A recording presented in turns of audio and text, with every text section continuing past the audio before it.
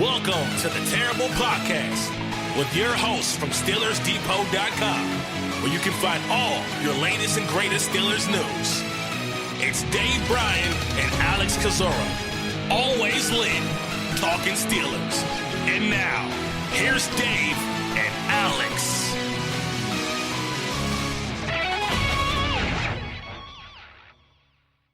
Welcome to the Terrible Podcast, Season 10, Episode 89. He's Dave Bryan, Alex Kozora, SteelersDepot.com. Thanks for being here this Friday, Steel Station, because where else would you be? We know no one else is going anywhere. Hope you guys are staying safe and sheltered in place. And Dave, Kevin Colbert did us a solid. We have some news to talk about before we get off the podcast. And Dave, it is some big news. Absolutely, it is. We've talked about them, the team adding a kind of center guard type throughout this free agency process, and likely on the cheap as well.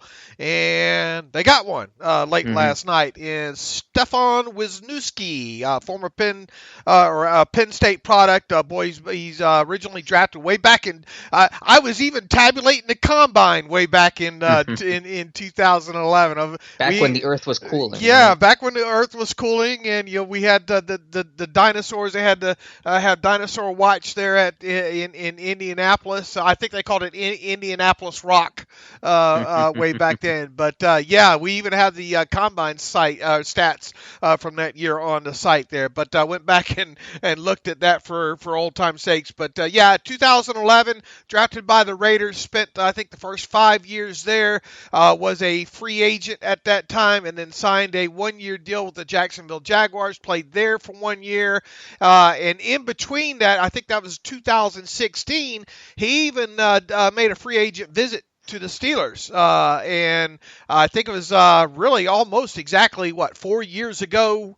I think we're coming up on the anniversary of that, and he obviously didn't sign. He signed a deal with the Eagles and played several seasons there, and then last year he did not. I don't think he made the Eagles roster. I think he was cut and then kind of out of football until October. The Chiefs had a lot of injuries on their offensive line, signed him on, and he played well, quite frankly. I think in the game, and then obviously started at left guard throughout the playoffs there, and obviously in the Super Bowl against the 49ers as well, too. Two-time Super Bowl champion.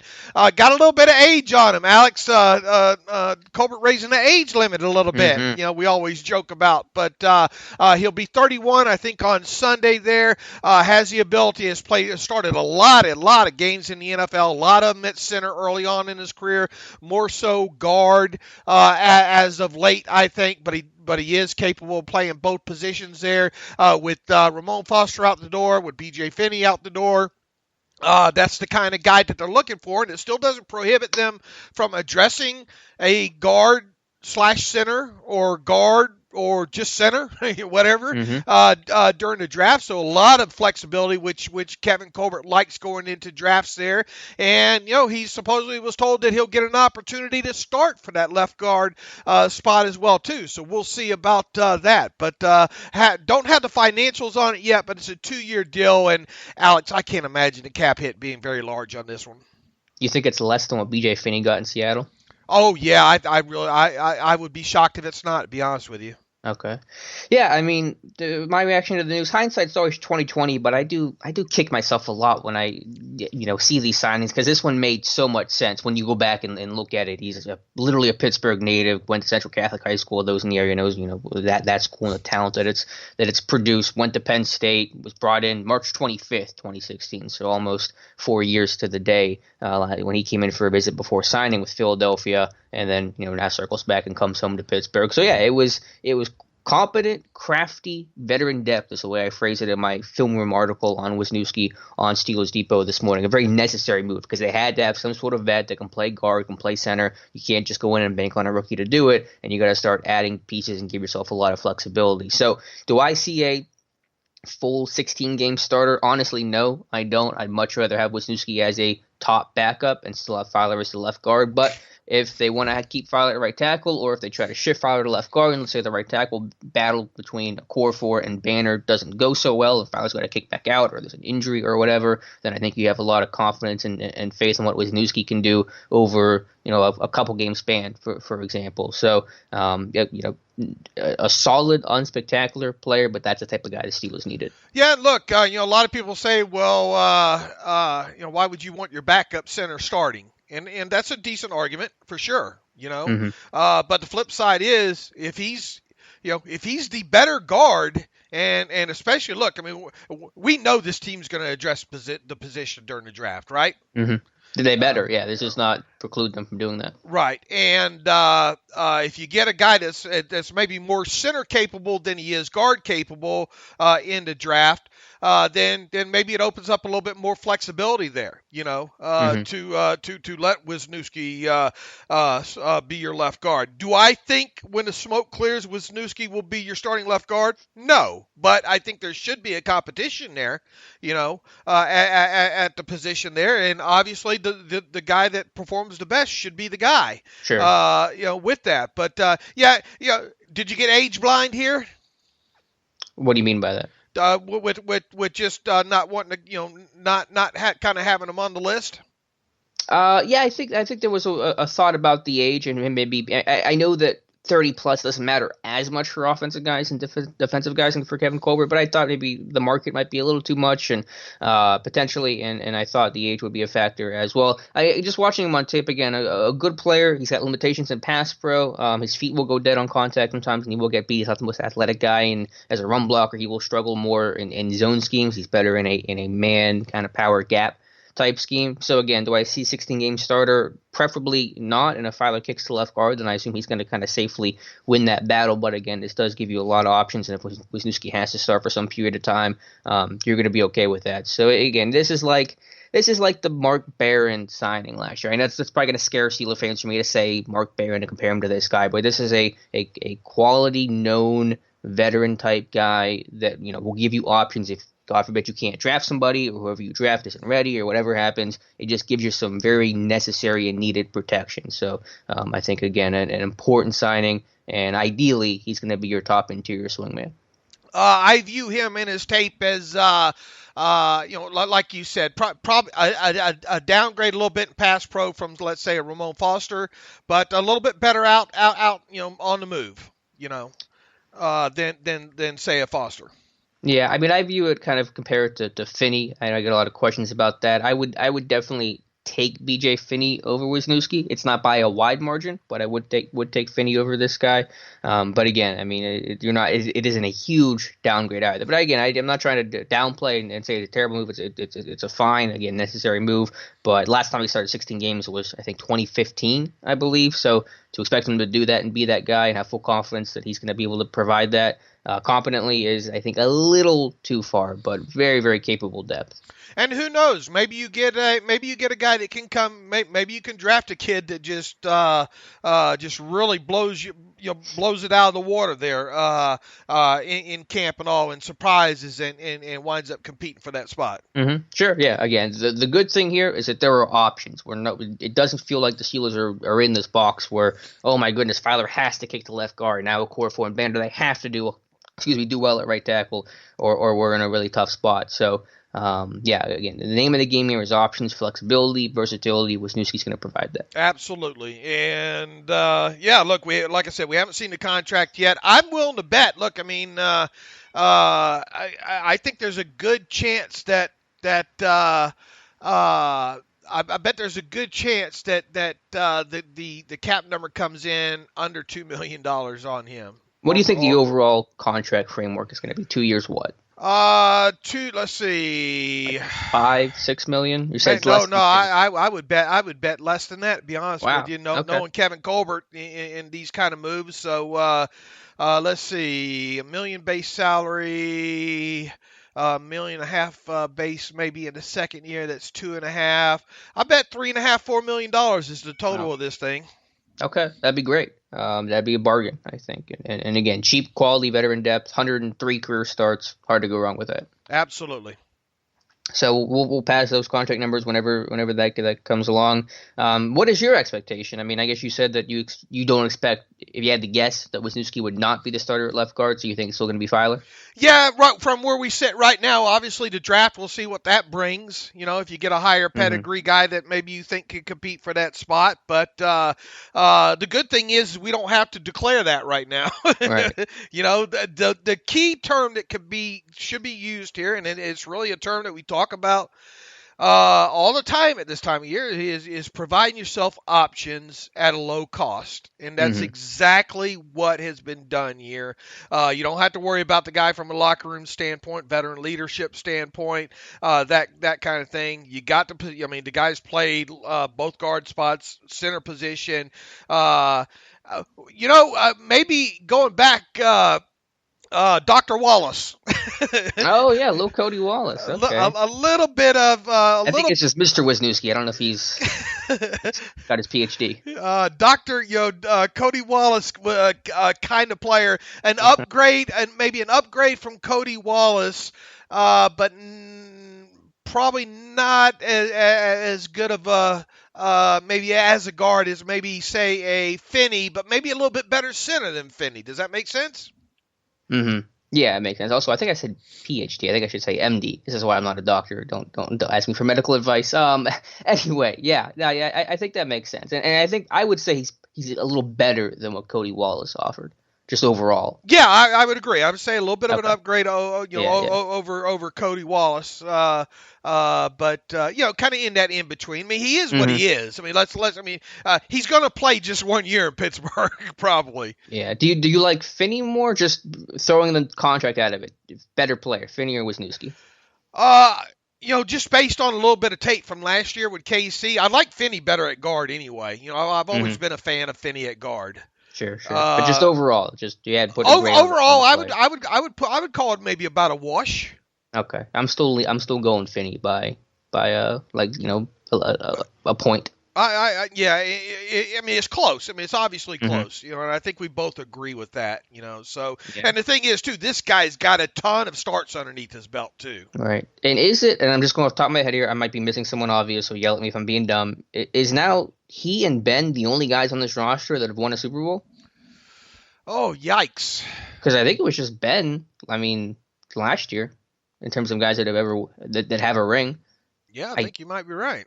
So I think it's now. So you get a little bit of that pedigree too of somebody that I think he's won 2 of the last 3 Super Bowls with the Eagles and the Chiefs, obviously this past year. So and started in those games. So this is a guy that has been in a winning culture and a Super Bowl culture, and that I think is a small bit of importance, but important, nonetheless. Absolutely. Not a lot like we say a lot of times. Not a lot not to like about this signing. Mm-hmm. The other thing I like about the signing, and this is again really minor.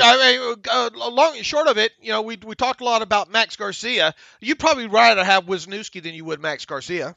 Yeah, 100%. And there was a good point to be made, with the difficulty of getting physicals for these guys. Garcia's a guy you want to get a physical with because he's coming off that ACL, and there's certainly uncertainty there. So yeah, I would take Wisniewski over Garcia for sure. I just saw Garcia as that dirt cheap option the Steelers could have needed. The other thing I like about Wisniewski, and it's a super minor point, I know, but I just watching the Chiefs and obviously watching Patrick Mahomes, knowing he's played in Philadelphia with Carson Wentz, I know that Ben isn't backyard Ben anymore, but he'll still extend the play and try to, wait 5-6 seconds. And so Wisniewski playing with Carson Wentz, playing with Patrick Mahomes, being in those systems where the quarterbacks would run around and scramble and keep the play alive, I think him having that resume and being in that kind of scheme, quote unquote, is going to help with Ben because Ben will do some of those things to a lesser extent, obviously, but still do some of those things nonetheless. So I think a guy that just knows how to pass protect for 5-6 seconds is actually going to be kind of helpful for Pittsburgh. Absolutely, yeah. Look, I mean, it was a hole that we said needed to be filled. People were freaking out. All these names coming off the board. Them sitting there, on their thumbs, practicing free agent distancing. Easy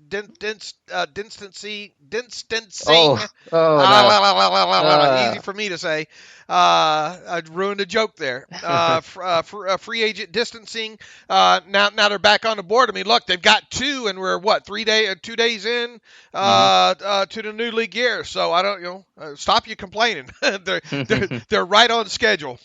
Yeah, and Wisniewski had options too. It seemed like the Jets were making a really hard push at him. Joe Douglas was working in Philadelphia where Wisniewski was at and was trying to sign them, so he had options. And so he's coming home and choosing Pittsburgh. So there was a market for him. Pittsburgh definitely had to compete and made a better offer. So this wasn't a guy that the whole league was ignoring, and Pittsburgh coming in and just scooping up. So there was a market for Stefan Wisniewski. And again, just I think a quality necessary signing. That's the way I frame this thing. Yeah, and I think too, going back to the game started, I think is very important too. This is a guy that's going to understand line calls, going to understand what he's seeing on the other side of him. So he's got up teen times more experience than a BJ Finney, and a Max Garcia kind of players. So that experience has got to count for something here. Yeah, no, it absolutely does. That veteran depth aspect is certainly nothing to sneeze at. All right, so Steelers on the board with Stefan Wisniewski. We'll get your contract details when they become available. They've also made one other re-signing today, bringing back Jordan Dangerfield on a one-year deal. No surprise. He was a restricted free agent. We knew he was not going to get tendered. Going to be too expensive. I kind of assumed he was going to come back on a 1 or 2 year deal, like Cam Canada did, for much cheaper. We don't know the exact contract details, I don't think, on Dangerfield yet, but I assume it is for the minimum or very, very close to it, much cheaper than doing the tender. So a little safety depth, good special teamer, fine with that. Maybe we have our first new veteran salary benefit deal here. Oh, that might be true. Or wait, no, that's got to be 4 years, doesn't it? He was scheduled to be a restricted free agent, wasn't he? Mm-hmm. So that would be. Was that so about that 4 would years? be three years with him. Three accredited years, I think, with him. So maybe we don't have our first one there. I don't think. Right. Well, either way, we have a very cheap reserve safety and good special teams player. Yeah, look, and once again, he'll go in and battle for the spot. At least it gives you a little bit more than what you had yesterday. Especially on special teams and depth on at the safety position. Now, once again, this does not preclude them from addressing the position in the draft. Right. Of course, it better not. Yeah, and look, they might even add another safety. Cheap safety here. Although, however, there's not a lot left. There's not a lot left out there. Well, I guess Deion Bush is out there still, right? That's the big name I'm circling. Deion Bush is the one that I would peg. I would think the list after Deion Bush, from what I saw, is not great. Mm-hmm. Yeah. So I don't want to get too attached to any one name like Deion Bush, but I would not be surprised if they don't end up addressing safety. I would still like them to, because again, go ask a rookie to be your top backup. Very scary, but they may stamp at. They might. But yeah, Dangerfield, no issues there. No one's going to complain about that. So to be able to sign some of these guys, and again, not exactly breaking the bank, but the Steelers have continued their restructure madness. We're up to 6 players restructured, with Maurkice Pouncey being the 6th. You want to talk about some of the restructures and some of the new information we have on guys like Ben and Vance and what happened with Maurkice Pouncey? Yeah, and the biggest thing going into trying to track the salary cap live is sometimes the delay in information. And especially when it comes to restructures and all, it usually takes a couple of days for that kind of information to come out. And, initially we talked about, okay, what, assuming that these were going to be full restructures. Well, they're not. Not all of them. Quite a few of them were. A few of them weren't. Ben Roethlisberger was close to a full restructure, but it still wasn't. Instead of saving $9.975 million in 2020 cap space, they only saved $9.75 million. People say, well, Dave, that's not that big of a deal. Well, when you're counting pennies, it is. Mm-hmm. So the only real difference of that, they converted his entire $12.5 million roster bonus, and all but $1.5 million of the $8.5 million base salary he was due. They could have taken it down a little bit further, down to $1.05 million would have been the minimum there. But that That's a little bit different than salary cap space there. And then Vance McDonald was the most curious restructure. Yeah, you got to explain this to me like I'm 5 because I still don't understand Vance's deal. Well, in short, he was scheduled to earn $6.4 million in 2020. He had a $5.5 million base salary that was due him, and another $900,000 in roster and workout bonuses, okay? And those roster bonuses were part of that contract that the Steelers acquired when they traded for him. And obviously the option year this year was in there as well, too. Now, as we talked about, that even if Vance, if nothing had changed here and they just picked up the option as is, that $6.4 million that Vance McDonald was scheduled to make was not guaranteed. Okay, so if you got into the draft and got a tight end, or you signed another one in free agency or whatnot, at any point you could cut him for nothing, other than what the dead money charge would have been. Okay. Yeah. So he wasn't guaranteed any money. Well, his option was also due as well too. So they went to him. They probably said, look, we'll give you a $4 million signing bonus, which is what he would have gotten anyway on a normal restructure. Okay. Because, well, maybe a bit a little bit more. I'm trying to remember what the figures. It wasn't much more than that because you got $5.5 million base salary that you're dealing with, and another $900,000 in roster bonuses, roster and workout bonuses there. What they did is they went to them. They said, okay, we're going to give you $4 million sign bonus, which is obviously guaranteed money. We're going to drop your base salary down. In other words, we're going to give you 4 of that $5.5 million you were already scheduled to make. We're going to guarantee it. We're going to drop your unguaranteed base salary down to $1.1 million. Okay. We're going to do away with the roster bonus. We're going to do away with the workout bonus.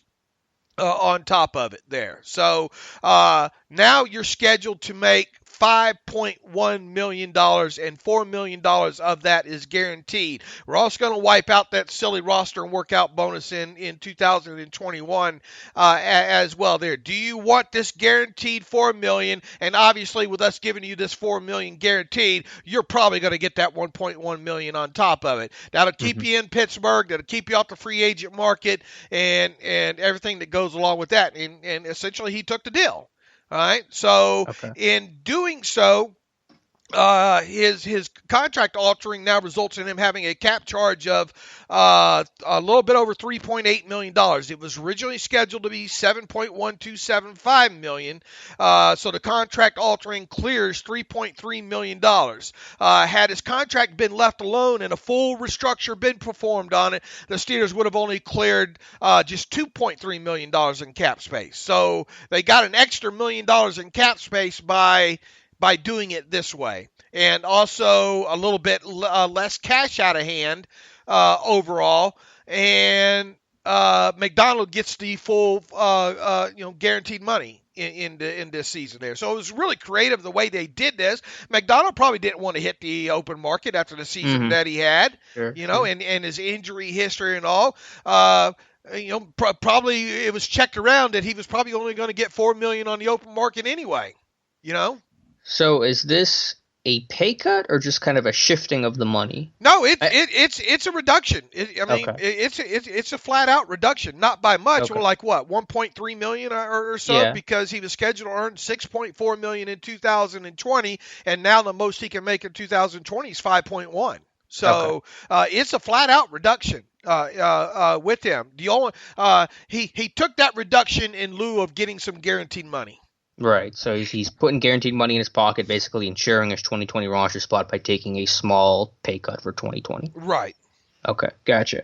Yeah, that's the right approach. It's a very small money that he's losing here, but it ensures he's going to stay in Pittsburgh. And I don't think he's going to get more than what he was scheduled to make on the open market anywhere else, as opposed to just staying in Pittsburgh. So, yeah, cleared up cap space, and then Pouncey just doing. And by the way, that roster bonus was dependent on games played. His original $750,000 roster bonus was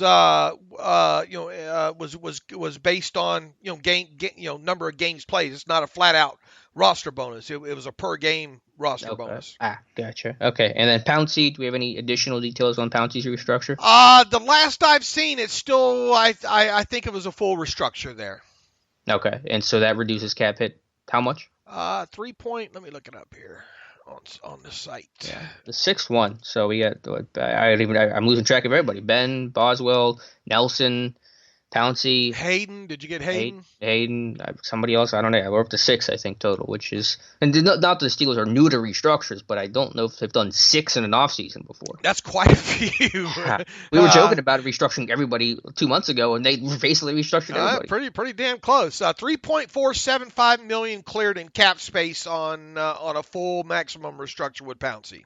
Okay, and so another question everyone's going to ask, I'm sure you're getting it 800 million times. I'm going to be 800 million one here, and we don't know all the details on Wisniewski and officially Pouncey and all that. Where the Steelers roughly sit cap space wise? Let's see here. Let me pull up the sheet because I have not doctored. Assuming, assume whatever for Wisniewski, 2 years. You said 5 million, 6 million. Whatever. Okay, I had before the Wisniewski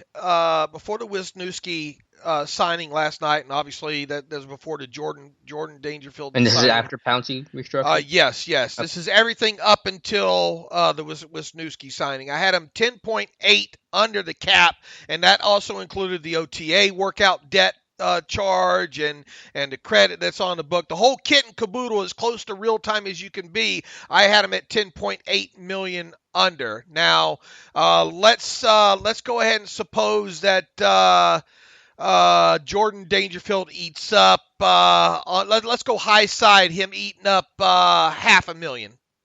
Okay, and that's factoring in roster displacement. Yeah. His base salary yeah. Gotcha. And that's why I said very high. I'm giving myself some margin here. Okay. So $500,000 at max he's going to use, I would think. So that would put you at 10.3 million. What would be? Let's just go ahead and say Wisniewski's cap charge is going to be high side. 2 something? Let's say 2.5 just to cover our bases. I don't think it's going to be that high, but just in case it is. 2.5 and then minus $600,000 base salary at the end there. That moves the cap $1.9 million. So let's go ahead and say it moves it $2 million on the high side. So we're at 8.3 million. I don't think it's that low. It's probably more along the line about 8.7 or so, but that's high side speculation right there. Okay, so let's just call it 8.5 million roughly in cap space, depending on how everything shakes out. So so they're in a decent spot to do what they have to do. Yeah, and look, I mean, people might still be saying, man, 8.5 million is not a lot. You got to factor in that roster displacement here, and that means a lot. You can still get a lot of very cheap salaries underneath that, and you're only going to need roughly around $2 million to accommodate your draft class and the signing bonuses that go along with the undrafted free agents. So that should be covered right now. They're still talking about a Cameron Hayward extension coming down at some point there. So however much million, 3 to 5 million, whatever that you clear, depending on the numbers on that extension, you've got that to work with as well too. And then we don't know what's going to happen with Bud Dupree. Obviously, if you extend him, you're going to save a little bit of cap space that way as well too there. So people are saying, man, are they going to do more restructures? They could. Here's the thing people probably wonder, man, why all these restructures right now? They have to be going after somebody big. They have to be going after Jameis Winston or Todd Gurley or one of these guys. Look, here's the thing. I think five of the 6 of these guys that they restructured had roster bonuses due right now. Okay? If you don't perform a restructure right now, you cannot convert that roster bonus into a signing bonus. Okay, so this is a time-sensitive thing. If you think you might need the room on these guys with roster bonuses, you go ahead and restructure them. All right? Because, look, I mean, okay, we over-restructured. We're left over at the end of the year with $5 million in cap space that we didn't spend. Well, what happens with that extra cap space, Alex? You tell me. It rolls over to the next year. Okay. Gotcha. So The reasoning behind getting those guys done right now that had the high roster bonuses is because you have to do it now if you want to take full advantage of a full restructure. Now, you could have still paid those guys out their roster bonuses now, gone later into the offseason and restructured part of their base salary if you wanted to. Okay, but the whole key here is the timing, because of when those roster bonuses were due is why those restructures needed to be done now. Why weren't DeCastro and Tuitt done right now? Because neither one of them have roster bonuses associated this offseason here. So if need be, you can get later on in the offseason and restructure one of those guys if you need it. Okay. And really, I guess, technically you could add Vince Williams on that list too, because he's got a $4 million base salary, that's due him this year too. Are they done right now with restructures? I think there's a good possibility that they are, Alex, and I know a lot of people aren't going to like that, but I think we talk about the mile marker in the road with the salary cap. They're at mile marker 1.5, or 2 right now. And being at that 2 spot, they've got a couple of free agents signed. They re-signed Canada. They re-signed Jordan Dangerfield. At this point, they can still get a lot of low-level signings done and still get their draft class and unrestricted free agents done, and then see what happens. And who knows, whenever that Hayward extension takes place, that'll free up some money as well too. So they are fine. And in fact, I still stand firm in my belief that they're not going to go after anybody big. Okay, and I still think there might be 1 or maybe 2 more outside guys that they get on the cheap. Well, that's a good time to talk about it, because there are other needs for this team, and I look at really 2 big ones they have to. Did all that make sense, by the way? Yeah, it did. I think that was the way you're able to kind of frame doing those guys that have roster bonuses now because you have to, and the guys that don't, you can wait on a little bit. Is actually something I've never even really considered before, but it makes a lot of sense because Ben had the bonus due and McDonald and all that. So yeah, that actually I think put that in really good perspective. Okay, good, because I'm a simpleton and I need things kind of I am. When it comes to the cap, I am no Einstein. So hopefully I broke that down reasonably well. Yeah, I was dealing with that, and the men on the roof are back, so I'm sorry. Apparently they only show up for the podcast, and it's raining, and they probably shouldn't be on a roof right now. So if you hear more noise, then blame the men on the roof. But anyway, so I was saying, segueing into positions of other needs, and I think the 2 that I would still ideally address is still another safety. I don't think Dangerfield's enough, but it is something, and certainly nose tackle, because do you want to bank on having the draft be the solution to all those problems? Not entirely. I think you want to couple it, and the way that you sign Wisniewski doesn't stop you from drafting it into your offensive lineman come April. Then you still want to do the same with safety and nose tackle, but you got to find some veteran guys too, especially at nose tackle, because that is the one position on this whole roster where you don't have a starter right now, and I'd like to at least get some veteran depth in there. I would as well, too. Right now, the big winner of free agency is Big Dan McCullers. Seriously. Right now, he's the big winner. And look, I know a lot of people are saying, well, what about Isaiah Buggs? Well, I mean, it is possible. However, we don't have a lot. He did improve during his playing time last year. I thought he ended very, on the minimum snaps that he was playing. I thought he played well and improved as season went on. But is it enough to consider him a bona fide starter? Starter there in the middle in base defenses, and I'm not so sure he is just yet. I'm not saying that. The answer is no. I'll say the answer is okay. No. A lot of people are wondering that. I mean, to me, he's more that defensive end type, more that maybe nickel type. That's been my thought on him from the get-go. He's not. He just, and going back to his Alabama tape, he just wasn't that kind of in the middle run plugger, occasional 2-gapper. Mm-hmm. He was playing. They got his weight down to 290 last year, so he's probably not going to be 290 playing in the middle.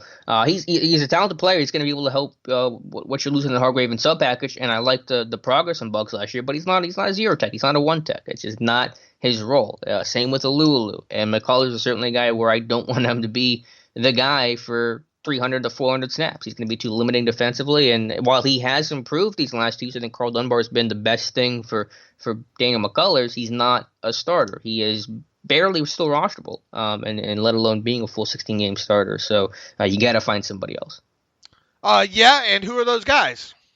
The list is getting very thin. I was bummed. Well, I've talked about Ashawn Robinson, and he got paid by the Rams. I think 2 years, $17 million. I would not have paid that. So, okay, take him off the board. Andrew Billings, though, went for cheap in Cleveland, staying in division, 1 year, $3.5 million. That was, listen, I don't want to get too hyper-focused on one particular name or, 1 year deals. I know can be harder on the cap than multi-year deals, but $3.5 million for Billings. Man, I wish the Steelers could have gotten in on that action. Yeah, look, a little bit cheaper than what I thought. But I thought maybe 4 to 5. Was going to be his price tag on him. The Steelers don't like doing those 1 year deals. For over the minimum like that. I wouldn't be surprised if they reached out to him. But probably just overall, he probably wanted a larger bite of a year one apple and the ability to test the market maybe again, Sure, yeah. But the cap going to probably explode next year, so I get that. Right. I mean, I think we both agree it would have been a nice fit and easy to connect the dots there, but it's all for naught. So the two names I have on the list of really nose tackles I would be looking at is Al Woods, the former Steeler, who played competent run defense for Seattle. Yes, he's older. I think he's like 32, 33, but we've seen plus 30 guys that were former Steelers return, so that's the one exception to the rule. And then I look at Mike Pinnell, who I wanted last year, went to New England, flamed out there, but played really good run defense for Kansas City. So if they're watching the Kansas City tape, apparently, with Wisniewski, go get Mike Pinnell to be your nose tackle. I'd like to throw the name of Don Terry Poe into the ring. Okay. A little bit that would kind of be bucking that 30. In fact, he's set to turn 30 in August, so I think he would technically come in just under the wire with him. Now he has bounced around a little bit. He had an injury last year. I think it was a calf. Was it a calf with him? I think, but I think he's back going again. Obviously, a physical would be huge on him. There's a little bit known about him, out of Memphis, right? And Randy Feetner obviously having the link back to Memphis. He was brought in for a visit. So yeah, the links there. A little bit older, but look, we're not talking about a guy that you're hoping is going to play, 1,000 snaps, right? You're looking at that guy that. You want also a guy that maybe you can sign to a 2-year deal that maybe you cast off to the side after 1 year because maybe you addressed the position and went younger in the draft there as well too. So I think the name of Don Terry Poe, I threw that out there on Twitter yesterday as well too. And look, I remember talking about Don Terry Poe possibly being a possibility for the Steelers way back in his draft year. Yeah.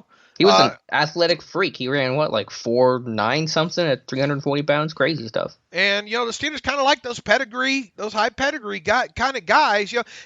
What round was he ultimately taken in? Is he a second round guy? I'll look it up here. First, it was high pick, though. No, he went 11th overall, actually. That's right. Yeah, my mistake, yeah. So you know who else went 10th or 11th overall, former first-round draft pick?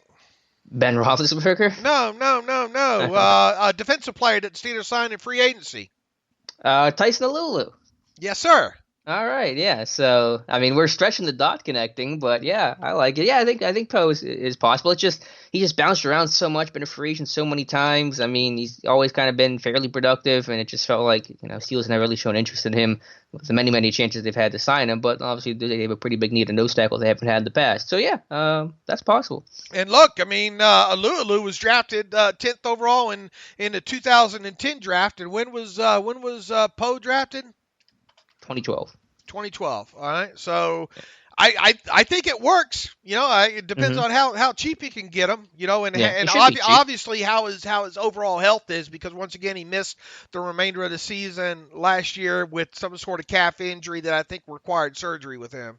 Okay. Yeah. So I think those are 3 solid names to the list. And again, obviously it would not stop you from drafting somebody, but this is a team with, 1 pick in the top 75, 2 picks in the top 110, 4 picks in the top 4 rounds. It's just hard to assume that you're going to get that run stuffer and that guy that you like. There are options in the draft. We've talked about them so many times. There are going to be guys, but you got to find the guy that you like and the guy that's cleared medically and off the field, and that may only be 1 or 2 players that are really squarely on your radar to to take in the top 4 rounds. And if you can't get that guy, then what do you do if you don't sign somebody? So the Steelers are always very good about protecting themselves with signing veteran guys for cheap and then still being able to draft. We've talked about that. This past year is a great example of that with Steven Nelson, Justin Lane, Dante Moncrief, Deontay Johnson, Mark Barron, Devin Bush. I mean, you see that pairing all the time. 2 years ago, Morgan Burnett, Terrell Edmonds. So if you can double dip, that would be ideal. And if you sign somebody, you sign a veteran guy like a Don Terry Poe, draft somebody, and even if that rookie wins the job,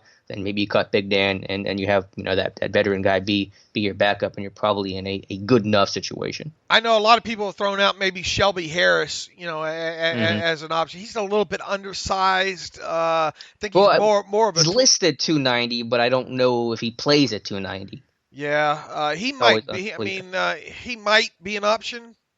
It'd be, I had an article that I was going to write about free agency, and then they signed Wisniewski. I can't in the article, but Harris I actually put on my list. He had 6 sacks last year, so there was some good production. It would be very funny in an ironic, I guess, kind of way if Shelby Harris gets signed, because he is the guy that deflected the pass against Denver. They got picked off, and then Ben critiques AB's route running, and you guys know the rest of the story there. So, yeah, I think that's a guy to watch. I do wonder what his playing weight is, but I don't know if his listed weight is his actual weight. Who else needs to be on that list? Is there any fringe kind of guys that we're overlooking here?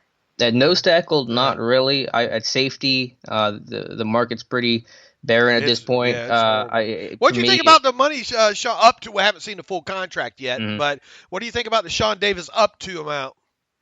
Yeah, I thought he was not going to play for the minimum. I thought this is a guy that's been a starter for the last several years before getting hurt with that torn labrum, and a guy that's still youthful, 26 years old, however old he is, and so he was not going to play for dirt cheap. And so good for him going back home to Washington. He's from D.C., went to Maryland, so a homecoming for him.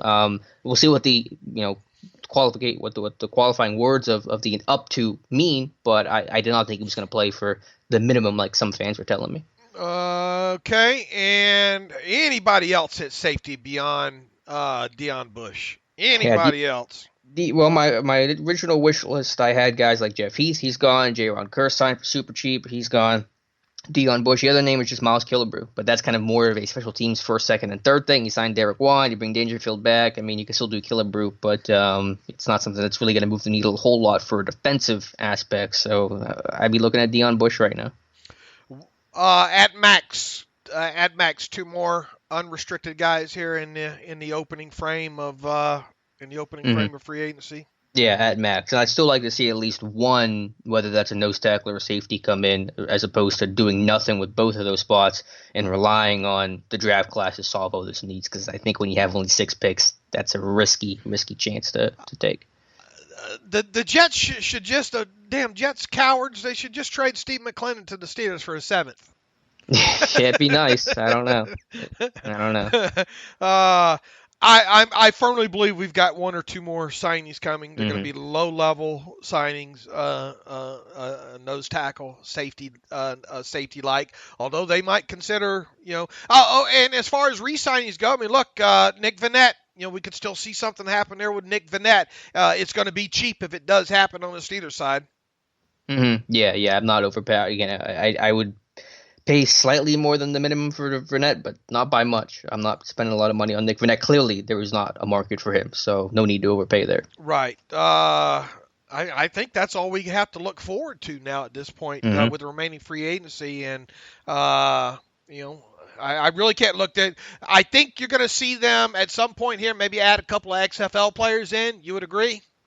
Yeah, I mean, that situation's so crazy right now. I mean, they're free to sign today, but yeah, I think. I mean, how many guys are even on the roster right now? 60? 63? Yeah, I mean, so yeah, it's 6 draft picks. Let's just call it 70. You got 20 spots left to play with. I mean, you're not going to add 20 UDFAs. You probably add a couple XFL guys, maybe 5 from there, and another future contract or 2. And yeah, so yeah, probably add some XFL guys. And I put this out on Twitter a couple days ago as well too. I think you could see a little bit larger than normal undrafted free agent Steelers class this year.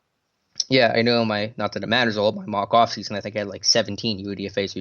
They usually bring in like 10 or 11, so you may see that number closer to 15 this year. So still a long ways to go with roster construction. I agree. I think they are going to sign somebody else. Don't know who. We'll let you know if and when that happens. What about are there any edge rushers out there that could give you some special team stuff? Are there any Arthur Moats guys out there right now? Well, go get Arthur Moats, I guess. I know that's it. There's really nothing. I mean, I could point to some receivers. I think a lot of those are still out there. The guys that I've suggested, not that that's the most pressing need in the world, but Pharaoh Cooper and Chris Moore and Trevor Davis and Paul Richardson, guys like that. But edge, I got nothing for you. If Chicolo's reception out there is chilly, which it's probably going to be, do you bring him back at all on the minimum to fight for a roster spot? I'm going to pull a Dave here and say for the minimum, I'll give anybody the minimum, but I'm not paying anything more for Chicolo. Okay, I agree. By the way, Wisniewski, he was set to be a free agent, right? Someone said he was released by the Chiefs. That's not accurate, correct? No, because I think he just signed a 1-year contract for them for 900 and something thousand, and no, I don't think he was released. Okay, I didn't think so. I just was clarifying there because somebody did say that, and I don't believe that is accurate. Hold on, I'll look on the official free agent sheet here. Real quick, and I will let you know here in just a moment. While you do that, I am going to get because Nick Corte came up with his comp predictions early, and I'll talk about that after you give me the Wisniewski information, but I do want to talk about that as well, if I can find where that's at. Do we know on Wisniewski? I'm looking here. Yeah. He was a free agent.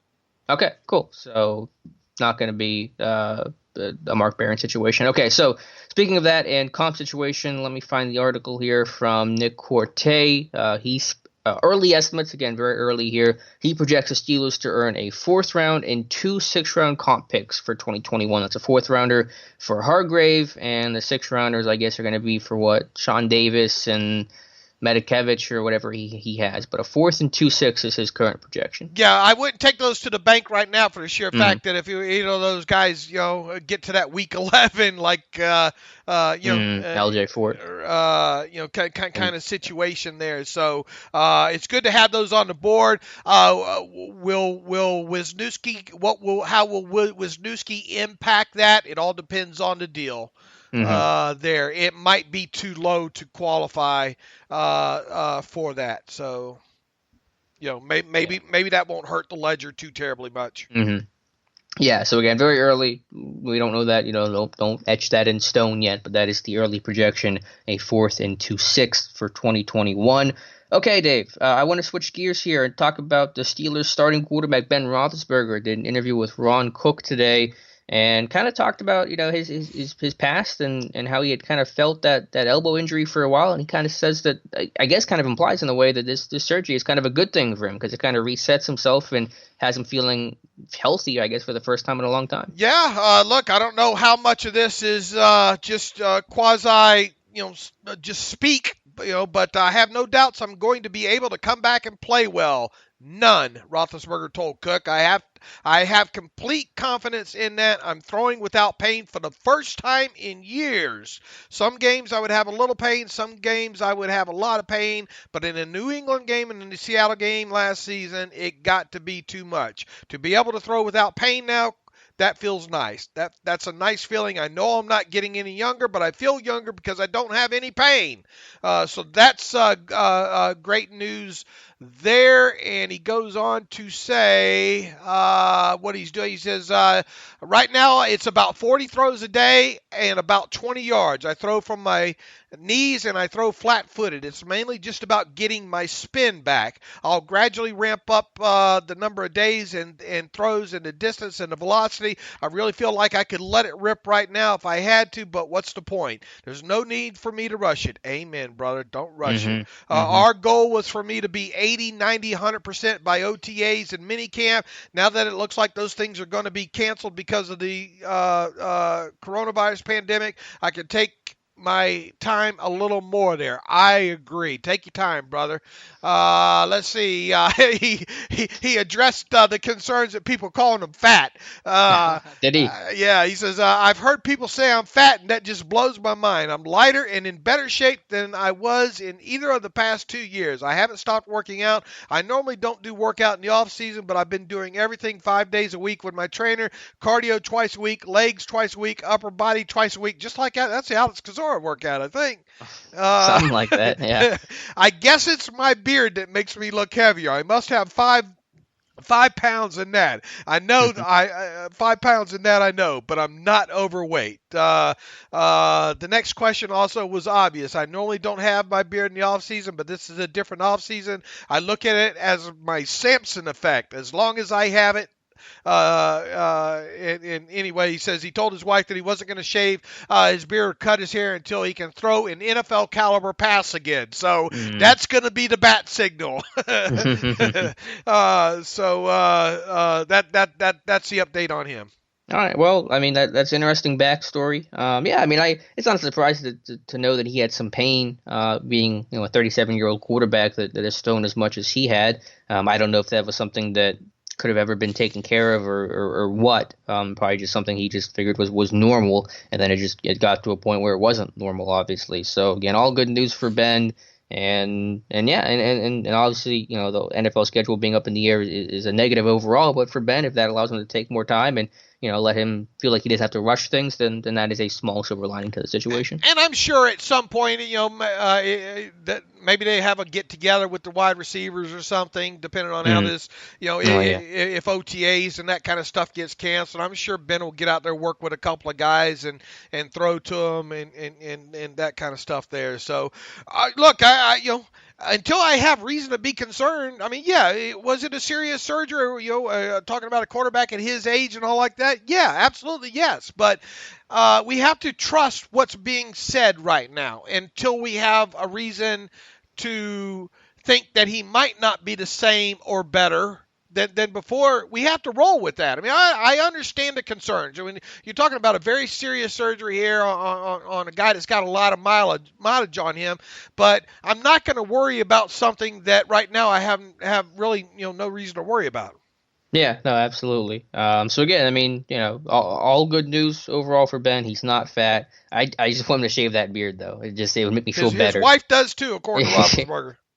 I can totally believe that. So that's the update on Ben. By the way, Andrew Sendejo just signed a 1-year deal with the Browns for $2.25 million. So there's another safety off the board. By the way, Roosevelt Nix, the one reason for his release, I just saw the article go up by Matthew. He requested his release, so that was one reason why the Steelers cut him after signing Derek Watt. Now, I assume the Steelers were probably going to get rid of him at some point anyway because they'd signed Derek Watt, but Nix released immediately because that's at his request, and he wanted out to go find another opportunity elsewhere, which I do not blame him for that. And I wondered if he'd show up on the failed physical because of that knee and all, and he did not. So he seems healthy and ready to go. Probably a little animosity in there, and that's how. Look, this guy, you and I agree, he was fun to watch, wasn't he? Oh yeah. I mean, obviously didn't play, a lot of fullback overall in the percentage scale, but when he did, man, he was not hard to pick out on tape. And boy, the hours of entertainment of relooping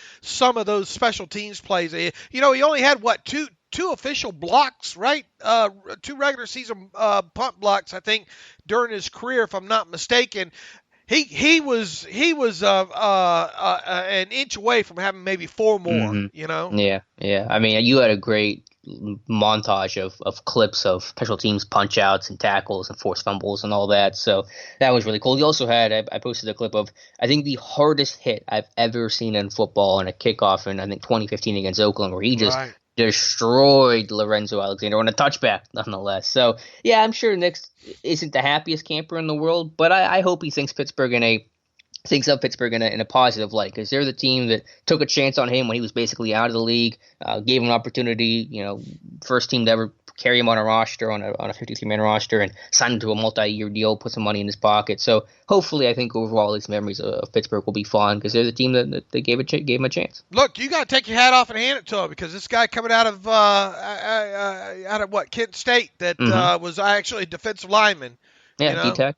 And made the conversion. Obviously was a member of the Falcons. I think was in that scene on Hard Knocks and getting cut and all like that. And lands in Pittsburgh, makes the conversion, and look, he was even a Pro Bowler a couple of years ago.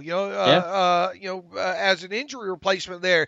Was he the top fullback in the league at his best? Probably not, but he was up there, man. I mean, he was up there.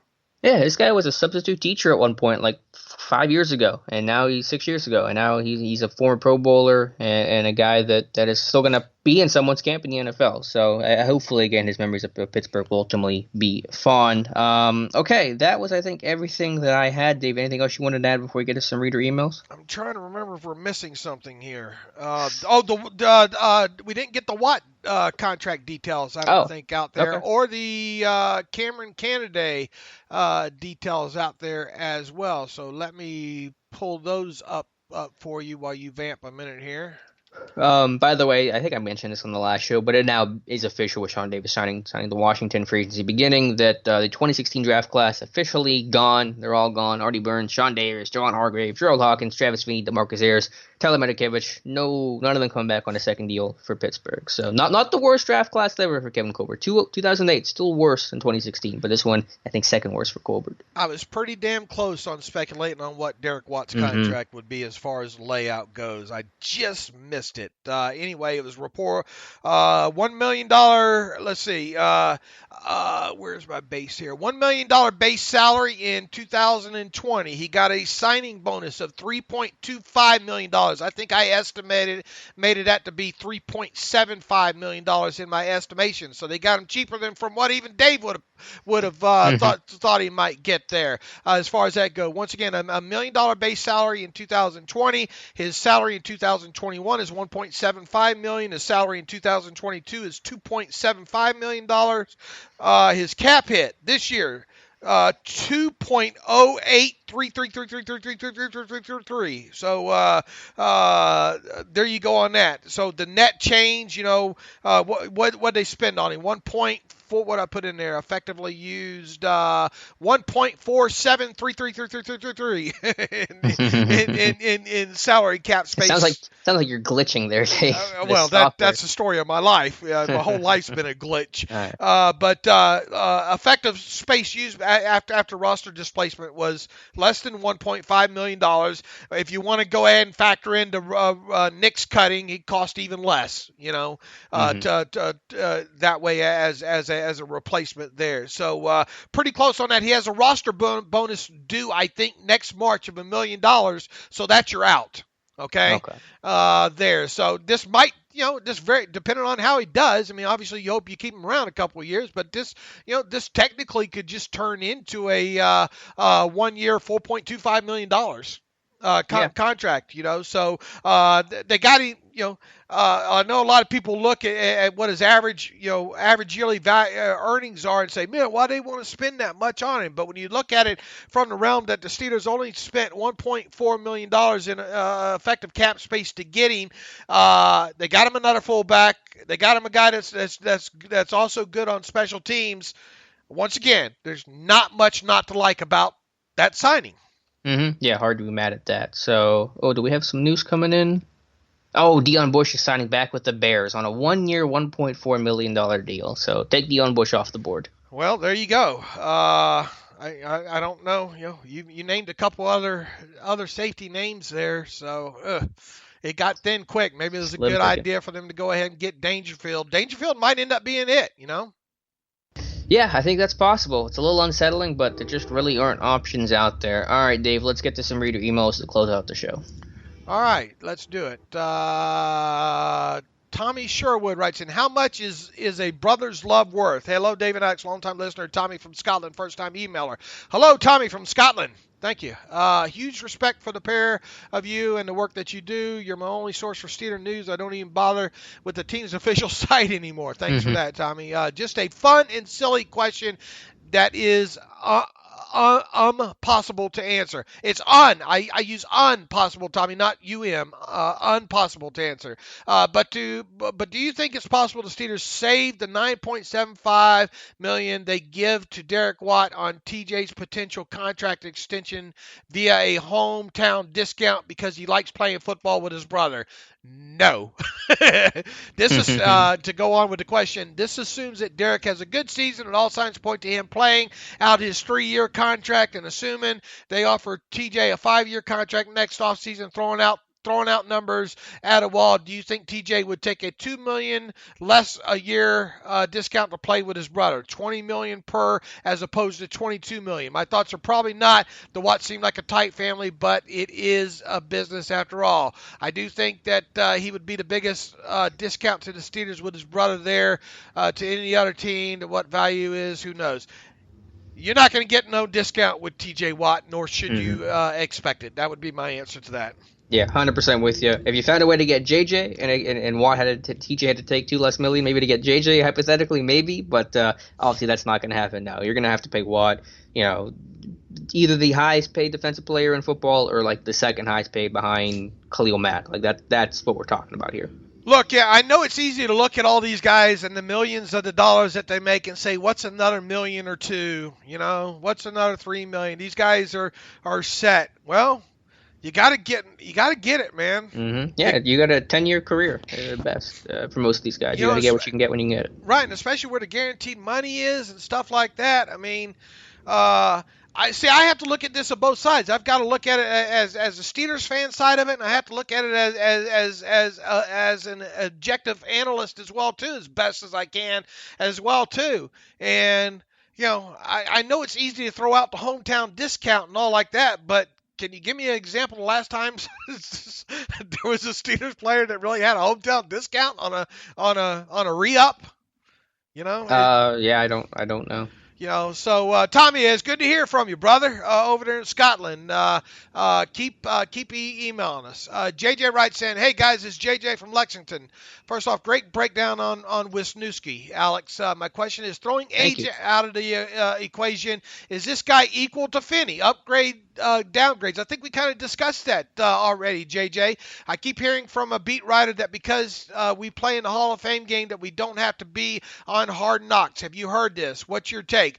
I don't think that it automatically. I never saw in any of the stipulations it saying, well, if the team plays in the Hall of Fame game that it excludes them. Mm-hmm. So now here's the thing: the coronavirus might exclude them. Right.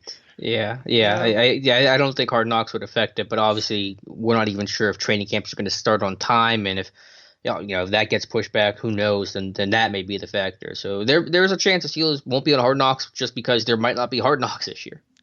That and look, we'll see because of them opening up training camp, a week earlier. If that has any impact on it. I don't think it's official. I think it's speculation, JJ. I think it could go either way with them. I think that the Steelers going in, still are the odds-on favorite to do it.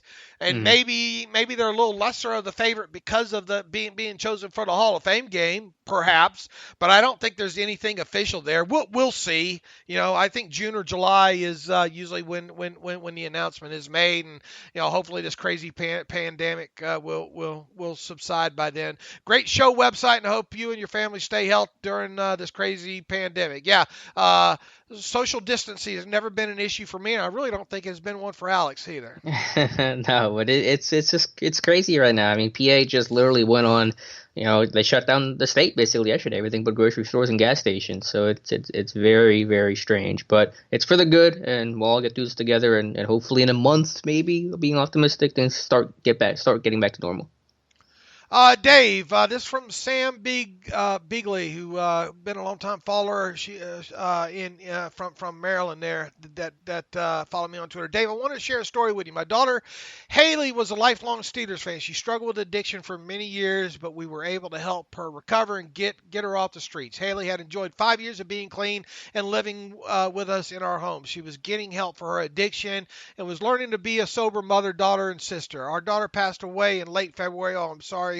Sorry to hear that. She fell asleep on our couch and never woke up. We are waiting for the autopsy results to possibly learn the cause. It won't bring her back, but maybe it'll help us understand. Haley had never been to a live football game. One of my contractors gave us tickets to the Ravens-Steelers game in late December. The tickets were in fully catered skybox along with a parking pass and a field pass. This is the last photo of us together on the field at that game. She was tickled to be able to see her favorite player, Juju, catching warm-up balls. I miss my daughter terribly. I'm happy that I was able to take her to the game. The joy and happiness is evident in her smile watching the game. Now now may never be the same. Thanks for listening. God bless you, Sam. Praying for you here. I'm sorry, with that. Sam. So thanks for that update there. Let's see if we got something else here. Brett has a question about the the new veteran minimum benefit. Brett, let me read up a little bit more on that. I haven't had a chance to do that during it's been a crazy time of free agency. He's also got another question. You've discussed some tight ends on the podcast, but there are a few you have not really discussed specifically. You have not discussed Colby Parkinson. We've discussed Colby Parkinson a few times, and I know Tom and I did as well too. Haven't we talked a little bit about Colby Parkinson? Yeah, I mean, we probably should recognize him a little bit more because he does have the size they look for. 6'7", 255. Yeah, I mean that could be an option if you miss out on that first wave of tight ends. So yeah, but yeah, I remember on that episode where I was in the Senior Bowl and you and Tom discussed, I think, Parkinson pretty in depth. Right. Now I haven't done contextualization on him. I plan on doing it at some point. I got to take a break here for free agency and all like that. So. He says he thinks we may be missing. I don't think it's that we're missing something there, Brett. I just think it's, look, we got a lot of names to kind of go through here. And as I mentioned, I think Tom Mead's really high on Colby. Doesn't he? Doesn't he have a profile on him on the site already? I thought he does. He does. That's why you guys were talking about it. What grade did he put on? I think he put a higher than grade than what I would have put on him, but. Let's see. He has you can check out his report on Steelers Depot. He's got a 3rd round grade on him. So, yeah, pretty high. So, look, I'm well aware of who he is, Brett. It just haven't had time to go really in depth on him yet. He goes on to say, I watched him play Oregon and Notre Dame, and I was impressed by the initial watch. Haven't reviewed the tape in detail. To me, he checks a lot of boxes, Power 5 underclassmen. Has the size they like and comes from a program that uses tight ends in a pro style. To me, I would think he would make sense at that 2nd, 4th round pick. What do you think about the idea and the player in general? Yeah, look, I mean, I think there are a few that potentially will check those boxes, and he potentially will be one of them. Give me a couple more weeks to go through and do a contextualization on him and take a little bit deeper look at his blocking here. But I mean, he's definitely been on my list here, and yeah, maybe he is more of a 3rd or 4th round guy. He says, could you also at some point discuss Cheyenne O'Grady? I think we've talked a little bit about him as well too. Look, this is a guy that blistered it up a couple years ago that really stuck out, but then of course had the character issues, and his combine was a mess, wasn't it? I don't think he tested well. Yeah, he didn't test well, and then the off the field stuff, getting kicked out of school, Steelers hearts and smarts. They've basically gone with squeaky clean character guys for a while now, not expecting Grady to be on this team's radar. Yeah, and that's why I'm probably not going to take a deeper dive on Cheyenne O'Grady because of all the things that Alex just mentioned, because I just think there's just too many boxes not checked there. Finally, could you discuss Jacob Breland? I'm obviously an Oregon fan in med school, and I'm Oregon fan from med school, and I was impressed with his frame, and he was effective in space. The problem is that he could never stay on the field. Do you see him as a UDFA that could develop into a better version of Grimble? Thanks for your consideration.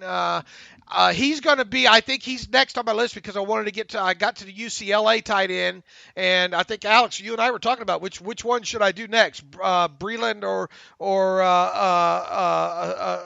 Asiasi. Yeah, it was right on the tip of my tongue, but it wasn't. It's a weird last name. So, yeah, look, I'm going to get to Breland as well, too. So, yeah, I mean, there's definitely a couple more tight ends that you just mentioned. Colby Parkinson and Breland, I think that need deeper dives on them, and I hope to get to those fairly soon. Yeah, good list. And I think we actually talked about that on like a podcast 2 weeks ago that I said Breland's a guy that we probably should look at a little bit more because he's flying under the radar and somebody that kind of fits what the Steelers do, a good blocker. So, yeah, Breland's a guy we'll talk about more as we get closer to the draft. Blake Literal writes in, thanks for reading my mock draft on the show a few episodes ago. By the time you read this, it could be old news, but do you see any interest in a cheap free agent linebacker such as Darren Lee or others? Don't have to read this live, but says, my brother lives in Seattle and he's excited. He's so excited about Finney, thinks he could play there. Darren Lee, I suppose, let's see. I mean, obviously, if he wants to take the minimum at this point, is he indeed? Let me see if I can find him on the list here. I feel like he's perpetually a free agent. I think he has to be on Lee every single year. Yeah, I don't know. He's bounced around so much. I mean, yeah, if he can come in cheap, maybe. Yeah, he's unrestricted from Kansas City right now, so it would have to be, I would think at this point, a minimum deal. But just go sign all the Chiefs. Go sign them. You know, he had the athletic profile, you know. Mm-hmm. But he's been bouncing around a lot, and that's that's not a great sign usually. Yeah. Let's see if I got anything else here. James Constantino writes in, "Hi, Dave and Alex. It's Constantino from Omaha.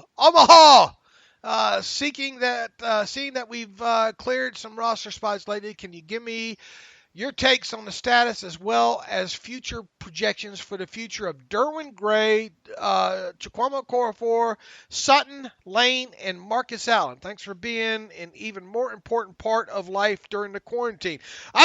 We take that for granted, Alex. You know, a lot of people, I guess, I can't believe it. People might actually, we might be a break in what's going on here for people. Mm-hmm. So I hope it can be that. I hope maybe we're your listeners escape to some degree from all this that's going on out there right now. Now to the question, projections: Gray, Okorafor, Sutton, Lane, and Marcus Allen. Well, Gray will have a chance to compete. Obviously, last year on the practice squad was learning how to play guard because he was a tackle his whole career at Maryland. There's going to be an opportunity there for sure. Don't have a whole lot to go off, though, in terms of his play. Okorafor, a big year for him. If Feiler gets kicked to left guard, then Okorafor's got a ball at a right tackle and take control of that job. Really had a tough 2019. What we got? Sutton and Lane? Lane, and Marcus Allen. I mean, Sutton should be in that same role, that dime player. Obviously took a big step forward last year. Lane, we'll see how he looks in year two. I know my reservations with him coming out of the draft were stuff I saw as a rookie. We'll see how he can improve year two. If he can be a top backup, it'll go to Sutton. And then Marcus Allen, just got to make a roster. Again, chance will be there. Safety depth very thin right now, but the dude's played 18 snaps in 2 years. Couldn't make the 53 last year till Kim Kelly got arrested. So, he's got to have a big step forward. I think we can forget about that whole Okorafor to guard stuff now, right? Yeah, it was just a one-off tweet by Bouchette. I really it didn't seem like a report. I'm not even sure what the motivation was. I can't see any reason for Okorafor to go to guard. And I think I saw another report by Dulac saying that Villanueva could potentially be a cap casualty. Yeah, dumb. That ain't happening. Let's cut your franchise left tackle as your 38-year-old quarterback's coming off elbow surgery. Good idea. Yeah, some of that stuff. Yikes. I would agree with most of what is Derwin Gray. Look, the thing about Derwin Gray is we just don't know much about the ability to convert yet overall. Mm-hmm. Yeah, we got a camp and he was converting, and so we have very little information on Derwin Gray. So it's hard. It's hard for us to give you real hard analysis on stuff that we haven't seen. Should he get some time to compete on one of those third lines during camp? And Okorafor, a lot of that's going to depend on what happens to Feiler. If Feiler gets shifted inside, then it's got to be, barring a draft pick of some sort, it's got to be Okorafor and Banner competing for that right tackle spot. Sutton is Alex is spot on with Sutton. Lane is another guy we just don't, other than getting blistered in that early preseason game, we just don't have a lot on him. At the NFL level, all we've got is his college tape to go on, and really that was kind of meh. Marcus Allen is a guy. Look, this is the next Jordan Dangerfield, maybe. Guy or a fringe guy that's going to probably help you out more on special teams than anything else. As Alex said, he spent a lot of time there on the practice squad. Going unnoticed there and before finally getting promoted up because of injuries and all, or because of Cam Kelly and his situation. It still makes the most sense for Feiler to go to left guard, right? Because you have this logjam at tackle if you don't with Okorafor and Banner. Plus, you need to find out what you have in those guys. Banner's a 1-year deal. Okorafor's on a 3rd year, make-or-break type of year for him. You got to find out if these guys are NFL starting caliber or not. So I still think, everyone's saying Wisniewski at left guard, keep Feiler at right tackle. I'm not going to discount that as no chance of that happening, but I still think overwhelming odds say that Feiler goes to left guard. Yeah, I think if you're betting right now that your week 1 starting left guard is Matt Feiler. Yeah, and then Wisniewski can be your solid backup. And also, if you started Wisniewski and then Pouncey went down mid-game, now Wisniewski has to shift over. Now you're playing musical chairs mid-game. that's not a great approach either. So I think Feiler left guard, and Feiler, honestly, he's going to be a better guard than Stefan Wisniewski. I like the signing of Wisniewski. Let's not kid ourselves about this guy being this great player. He was on the street for the first 6 weeks last year before Kansas City scooped him up. Still a good player, still has some talent. I mean, the fuel tank is not empty, but Feiler's going to be a better left guard than Wisniewski. Mark, one last one. Mark Urbaniak writes in, "Hi, Dave and Alex. I'm a subscriber from Erie, PA that's been listening for over 2 years now and haven't missed the show since." Boy, thanks for that, Mark. First time writing, right? You need to write some more. The longer the shows, the better, and the 2 shows a week doesn't seem like enough during this awful time we are experiencing. My question is about the future of the NFL after the coronavirus. I remember you mentioning the new NFL deal is coming. Do you have any ideas on what things the NFL could be considering for this season and future ones? More affordable individual game streaming options, ? Even a possibility of no fans in the stadium, ? Virtual picking your seat or seeing the perspective from the players, coaches, ? I think we can all agree that as of today, no changes would surprise us. Mark, I don't have a clue what might be in store from the fans' perspective, with the progression of social media and all those kind of things, you would think that the increase in fan experience in stadium will be amplified even more, right, Alex? To whatever degree that is. Yeah, I mean, this stuff is so unpredictable. I really can't give you a good answer right now, but that sounds fair. Look, they're going to probably be charging you more for your tickets as well too. So they're going to have to make that, add more money. I can't wait to at some point when they get this Las Vegas stadium done here for the Raiders. I want to go take a tour of that. I'll actually leave the house and nice. When is the date on that? I don't know, and I don't know what some of the construction now. I don't know when it's going to be done, but obviously it's got to be done fairly soon here with them. But it's real menacing looking. It almost looks like it's all black and shiny on the outside and kind of minor reflective, if you will. So it looks very Raiders like. I'll tell you that. You should be able to see a lot of the pictures online there. But Mark, thanks for writing in.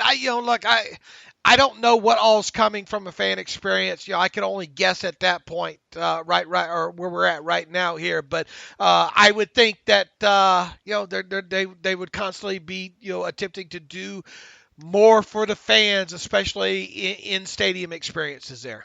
Mm-hmm. Yeah, and that's something I think they've been working on for a while now anyway, just because it has become. It's so easy. It's so much better to watch a game from home in the comfort of home, not paying all the prices, the parking, the craziness, and weather can be a factor if you're going to a game. So, they got to find ways to entice fans and keep them coming to the stadium. One last one from Jason. Looks like Foland. Since we are clearly 1 Watt short on the team, how about a J.J. Watt for Jordan Berry trade with the Texans? What do you think, guys? Bill O'Brien would jump at that offer. Wow. Yeah, I know you're joking there, Jason, but boy, I still can't get over that deal. Letting Nuke Hopkins get away in exchange for David Johnson. But I don't think J.J. Watt's going anywhere. Yeah, I wonder maybe some point real late in J.J.'s career if he were 30. How old is J.J. Watt right now? 30 something. Oh wow, he's how up there. Yeah, I just he's the wonder. Oldest. Yeah. I mean, he's obviously not coming to Pittsburgh. Sorry, now. He's 30. He's 30. He'll turn 31 a few more days on Sunday. Okay. 2 days from now. Okay, yeah. I mean, maybe sometime way late in JJ in the twilight of his career. But it's a fun joke though. And the Steelers have 2 pairs of siblings on the roster with Terrell Edmonds and Trey Edmonds and JJ Watt and Derek Watt. So you got to get Mike Pouncey now. That's got to complete the cycle. Well, you remember I had a dream about that. Oh yeah. Maybe that was less of a dream and more of a prophecy. We know that's not going to happen at this. Well, I think he's a free agent after next year. I think Mike Pouncey is right after this coming year. I think. Yeah. I think he is. But so maybe. I want to end on one final stat for you here, real quick, Alex, and get your take on. Oh, is this the running back stat? That one blew my mind. 22 running backs. The 22 running backs that were taken in the 2015 NFL draft, after Todd Gurley was released by the Rams, not a single one of them is still with the team that selected them. I got a fungible alert, text message alert here going on. Ooh. Yeah, that's crazy. So none of them. Not one of them. None of them. And remember that tweet from last October that I put out there kind of saying I wouldn't be surprised if all these guys on the list aren't with their current team by the start of the 2020 season. I think there's only one left on who was on his current team in October. You know who that is? Le'Veon Bell. Le'Veon Bell. And that was a long list. David Johnson, Melvin Gordon, Todd Gurley, Freeman, Bell. I think there was the 6 of them there. So here we are, just let's see, through to 5 months removed, and only Bell remains with his current team from last October. Yeah. So you really want to draft a running back in the second round, I was just right? gonna say that. Yeah, the investment, your first pick is basically a 4-year guy, nothing beyond that. It just doesn't do it for me. And here's the thing. Look, people.